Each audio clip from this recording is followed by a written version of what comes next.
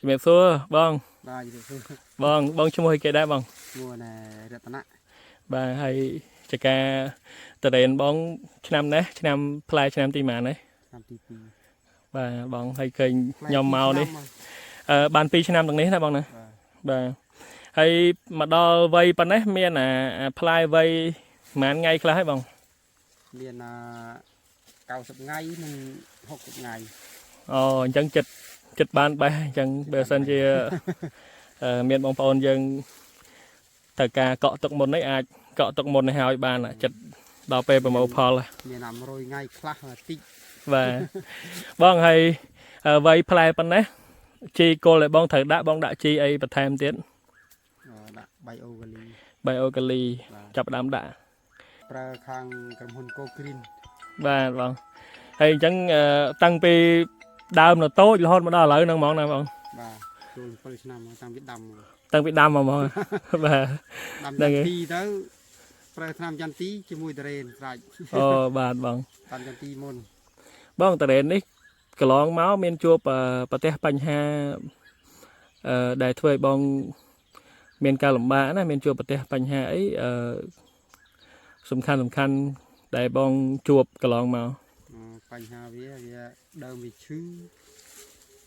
វាកើតបោះទឹកបោះខ្យល់នឹងផ្លែវាខ្មៅសាច់ខ្មៅអីយ៉ាប់ស្អាត បាទអាហ្នឹងផ្លែ មាន ខ្មៅ ភ្លៀង ខូច ខូចផ្លែខ្លះ ខូចផ្លែអាហ្នឹងឆ្នាំទៅណាបងបាទ ជីថ្នាំខ្ញុំប្រើទៅល្អ បាទ ប៉ុន្តែសម្រាប់សាច់តរ៉េនវិញបើឆ្នាំទៅវាមានខូចខ្លះបើឆ្នាំនេះអត់ដឹងទេ ឆ្នាំទៅខូចខ្លះរឿង ប៉ះទឹកភ្លៀង ប៉ះទឹកភ្លៀងទៅអីចុងវគ្គចុងក្រោយហ្នឹងបងណា បាទ បាទ តែឆ្នាំនេះអត់ទាន់ដឹងទេព្រោះអត់ទាន់បានកាត់ វាផលិតផ្លែពិបាកយើងពិបាកចេញផ្កា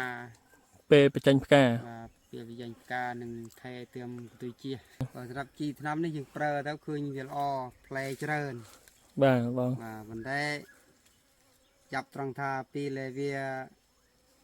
ផ្លែយើងពេលយើងកាត់អីប៉ះភ្លៀងប៉ះអីទៅវាអាចខូចខ្លះដែរ បាទបង វាមិនអាចថាល្អទាំងអស់ បាទបង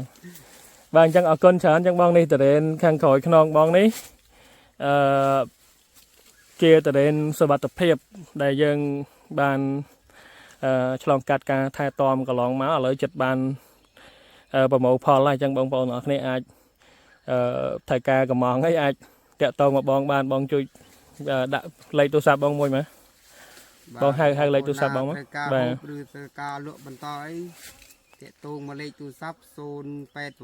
98 89 430 បាទបងបាទអរគុណច្រើនបងសម្រាប់ការផ្ដល់ការសម្ភាសន៍បាទជំរាបលាចឹងបង